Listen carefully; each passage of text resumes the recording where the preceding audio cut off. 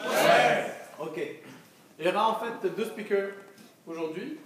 Je vais commencer, après il y aura moi. Qui sait ce que c'est qu'un top leader? Un top leader. Mais dis juste 2 secondes. Ouais. Yes. Tu vas filmer? Oui. Excellent. Et après tu fais moi? Oui. Qui peut me dire ce que c'est qu'un top leader? Un leader qui est au top. Un leader qui est au top? Ouais. Quelqu'un qui sait bien gérer une équipe, qui a une grosse équipe. Quelqu'un qui sait bien gérer une grosse équipe? Qui a beaucoup de gens avec lui, qui sait bien gérer les gens avec qui l'entourent. Une bonne attitude positive. Bonne attitude, ok. Ça va être celui qui sait donner du succès aux autres. J'aime ça. Celui qui sait donner du succès aux autres. Celui qui sait comment se gérer et comment apprendre les autres à se gérer. Celui qui sait comment se gérer et apprendre à gérer, oui. Quelqu'un qui a une bonne influence. Quelqu'un qui a une bonne influence. Positif. Apparemment, vous savez tous ce que c'est qu'un top leader. Qui estime qu'il est un top leader? Oui? Tu estimes que tu es une top leader? Oui. Tu peux te présenter? Je m'appelle Maria. Tu peux te lever, s'il te plaît? Qu'est-ce que je devrais dire? Pourquoi tu es une top leader? Tu nous as dit que tu en étais. Parce que j'aime. De quel bureau tu viens, s'il te plaît? Je pense que c'est Inspire Group. Excellent. Et c'est ma première journée. C'est ta première journée. Excellent. Mais qu'est-ce que je devrais dire? Pourquoi tu penses que tu es une top leader? Ok.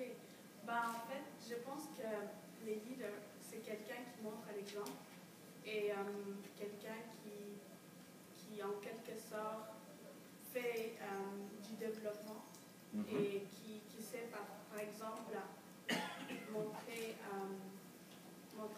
aux autres la bonne manière, en quelque sorte, de faire ou d'être. Parfait, on applaudit très très très fort. Première journée, elle estime qu'elle est une top leader. J'aime ça. Être un top leader, ce n'est pas quelque chose sur la durée, ce n'est pas quelque chose genre qui est inné, c'est quelque chose qu'on acquiert, doucement avec le temps.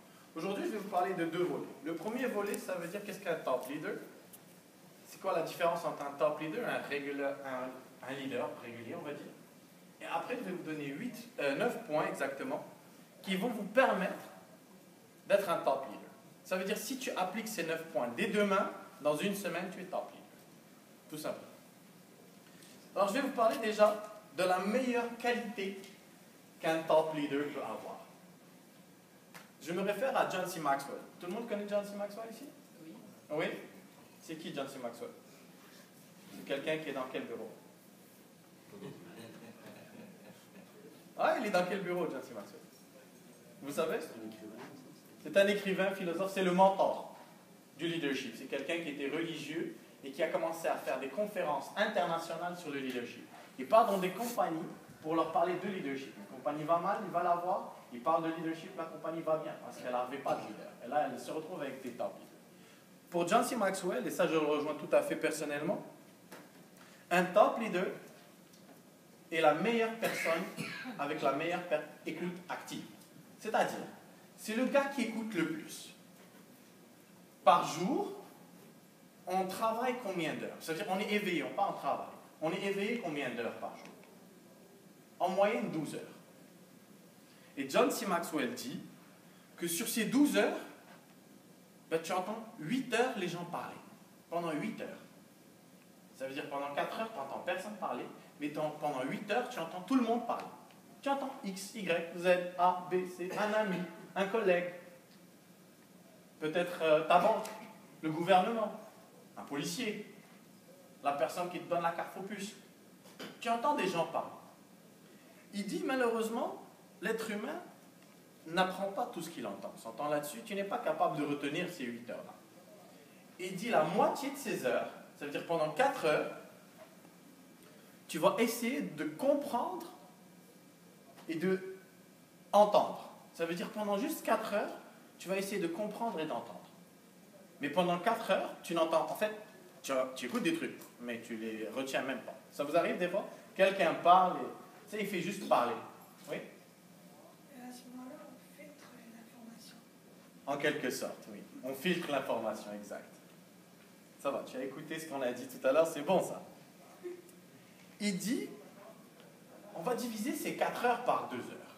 Il dit, pendant 2 heures, c'est là qu'on va commencer à s'intéresser à un sujet en particulier, à certaines choses qui ont été dites en particulier. Et le top leader va savoir saisir ça le plus rapidement possible. Ce n'est pas quelqu'un qui va entendre ces 2 heures et 3 jours après ou 4 jours après se dire tu sais, ce qu'il avait dit John, ça faisait du sens il y a une semaine au Leaders Meeting. Ou ce qu'il avait dit Mehdi, ça dit du sens. Non, c'est quelqu'un qui va saisir ce qui va être dit pendant 2 heures de temps. Et ce 2 heures de temps, il va essayer d'en comprendre à la perfection juste 30 minutes. Ça veut dire qu'il va essayer de retenir le 30 minutes, le concentrer de ce qui s'est dit. Ça, c'est le top leader. Et il dit enfin, il va tirer une conclusion, non pas sur les 30 minutes, sur les 15 minutes. Donc il va se dire, je vais garder dans ma cellule 15 minutes de conversation qui peuvent m'apporter un bienfait live, tout de suite, maintenant. Il dit, le pire, c'est que la majorité des gens, des top leaders, en fait, ce 15 minutes-là va se réduire encore à 8 minutes. Il va se dire, pendant 8 minutes, se concentrer, je vais le garder enfoui en moi-même. C'est quelque chose en lequel je crois fondamental. Ça veut dire, c'est même quelque chose qu'il va répéter. Ça vous arrive, on vous dit quelque chose, vous y croyez tellement que vous le répétez, on s'entend là-dessus. On t'explique par exemple la loi de la moyenne, dès que toi tu crois fondamentalement en la loi de la moyenne, tu la répètes. Mais ce que tu ne me remarques pas, c'est que pendant 1 semaine et demie, on ne t'a pas juste parlé de la loi de la moyenne. On t'a parlé des 5 habitudes de la conversation, on t'a parlé de leadership, on t'a parlé de vision, on t'a parlé des 8 habitudes du succès. Mais toi, en fait, quand tu as expérimenté la loi de la moyenne et que tu l'as comprise, tu l'as concentrée, là, tu te mets à la répéter. Ben, un top leader qui va écouter à la perfection, c'est quelqu'un qui va écouter ces 8 minutes, mais il va chaque jour changer ça. Ça veut dire qu'une journée, il va expérimenter la loi de la moyenne à la perfection. Une autre journée, il va expérimenter l'introduction à la perfection. La courte histoire à la perfection. Donc, dans l'ensemble du système, il aura ce knowledge, il aura ce savoir qu'il pourra retransmettre.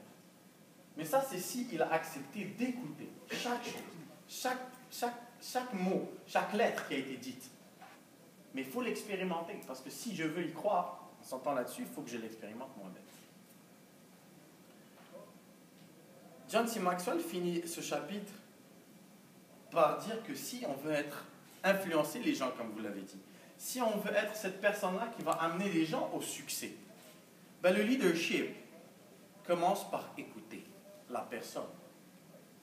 Parce que je ne peux pas amener une personne à un succès X si je ne l'écoute même pas, si je ne sais même pas ce qu'elle veut, si je ne sais même pas quels sont ses objectifs.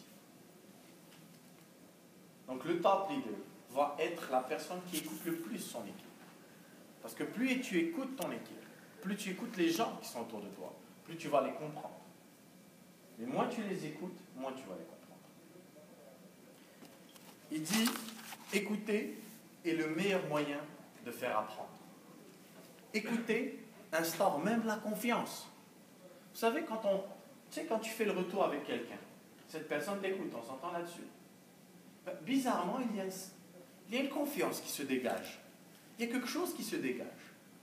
Si toi, tu veux devenir ce top leader, il faut que tu prennes conscience qu'il faut que les gens aient confiance en toi, si tu veux les amener quelque part. Les gens, il faut qu'ils sachent exactement, est-ce que toi, tu es prêt à les écouter? Est-ce que tu peux faire cet effort? Est-ce que tu peux faire l'effort de les comprendre? Au lieu d'être toi cloisonné dans ta direction, non. Essaie de montrer aux gens qu'il y a un champ et qu'on peut tous labourer ensemble ce champ. Et ensemble, on peut sortir quelque chose de très juteux de ce champ. Et tu ne peux pas le faire sans l'écoute. Il dit quelqu'un qui veut mener une organisation, une grande équipe, comme ce que vous avez dit tantôt, c'est une personne qui va devoir être l'écoute, l'oreille attentive de cette organisation-là, de cette équipe-là. Ça veut dire, si moi je veux être un top leader et que je veux bâtir une énorme équipe, il faut que je sache exactement qu'est-ce que lui a, qu'est-ce qu'elle a, c'est quoi ses points forts. Comprendre pourquoi elle trouve difficile de travailler sur ce terrain-là. Donc c'est comme ça qu'on peut devenir un top leader avec l'écoute. Le deuxième point, c'est un point que je tire d'un autre livre qui s'appelle 11 Rings. Tout à l'heure, vous avez entendu Léopold parler de Michael Jordan, right? Tout le monde connaît Michael Jordan? Parce que qui peut me dire quel est le nom de l'entraîneur de Michael Jordan pendant qu'il était au Chicago Bulls? Non? Il s'appelle Phil Jackson. Phil Jackson a gagné 11 championships en NBA. C'est l'homme qui a eu le plus de records en NBA, en tant que coach. Et moi, je m'intéresse beaucoup à cette personne-là. Quand moi-même j'étais assis il y a quelques années en train de m'imaginer devenir le coach d'une grande équipe, le coach d'un champion comme Michael Jordan, ben, je n'avais pas le choix de devenir ce top leader-là. Alors je me suis mis à lire comment ça se fait que des gens qui passent à travers ce coach deviennent des champions internationaux. La phrase culte qui revient tout au long du livre, c'est One breed, one mind. Ça veut dire, quelqu'un peut me traduire ça juste pour le fun? One breed, one mind. Ouais. Il fait référence à l'équipe. Together, one breed, on a un seul mindset. Exact. Un seul souffle, un seul mind. Un top leader ne va pas aller chercher 3, 4, 5, 6, 7 souffles. Ne va pas reporter les choses à demain. Un top leader va se dire, c'est ce que je dois faire aujourd'hui, je le fais aujourd'hui, pas demain, pas après-demain. Un top leader va être une personne qui va se dire, quels sont mes défis et mes challenges de chaque jour? Il parle dans son chapitre. Ce chapitre-là, c'est un chapitre que je vous invite tous à lire. Il parle de les circonstances et les constances. On a toujours des circonstances atténuantes qui font que je ne peux pas rentrer à telle heure, je ne peux pas travailler 5h30, 6h sur la route, je ne peux pas closer. J'ai eu du mal à passer à l'avant parce que je veux être un leader, mais je veux passer à l'avant. Il y a toujours des circonstances. Mais il dit que ces circonstances-là ne peuvent jamais, en aucun cas, baisser votre constance si vous voulez devenir top leader. Et il donne l'exemple de Kobe Bryant, qui est actuellement le deuxième après Michael Jordan qui a rempli énormément de records. Il a 37 ans et c'est lui, maintenant cette année en NBA, qui a la moyenne de points la plus élevée par match, à 37 ans. Il parle de lui, d'il y a 2 ans, le gars, il avait un doigt cassé. Vous savez, en basketball, tu as besoin d'utiliser tes doigts. Tu dois shooter, tu dois défendre, tu dois dunker, tu dois attraper la balle, tu dois serrer la main à tes collègues. Et le gars, il avait un doigt cassé. Et il a joué 1 an avec son doigt cassé. Et vous savez quoi? Il a gagné le championnat avec un doigt cassé. Est-ce qu'il avait une circonstance atténuante qui pouvait faire que, bon, tu sais, j'ai le doigt cassé là, I take it easy, je le prends cool, je le prends relax. Mais il ne s'est pas dit ça. Il s'est dit, j'ai eu des circonstances, mais quelle est ma constance? Quelle est la constance que moi je veux faire en tant que champion, en tant que mentor, en tant que top leader? Il dit, aucune circonstance ne doit affecter ma constance. Aucune. Aucune. Le gars, il a divorcé. Ça lui a coûté 75 millions de dollars. Le lendemain, il avait un match. Il a divorcé un jeudi. C'est la signature de son divorce. Le lendemain, il avait un match contre les Suns de Phoenix, qui est une équipe aussi de la NBA, et il a marqué 41 points. Le plus haut score de la semaine. Circonstance? Est-ce que ça a atténué sa constance? Non. Et c'est pour ça que Phil Jackson dit que quand tu veux devenir un top leader, tu dois prendre conscience que tu as des engagements, que tu dois les respecter. Parce que tu ne peux pas être un top leader si tu ne respectes pas tes engagements. Le deuxième volet, ça va être 9 points. C'est une recette magique. Je vous invite tous à la noter. tu appliques ces 9 points. Dès demain,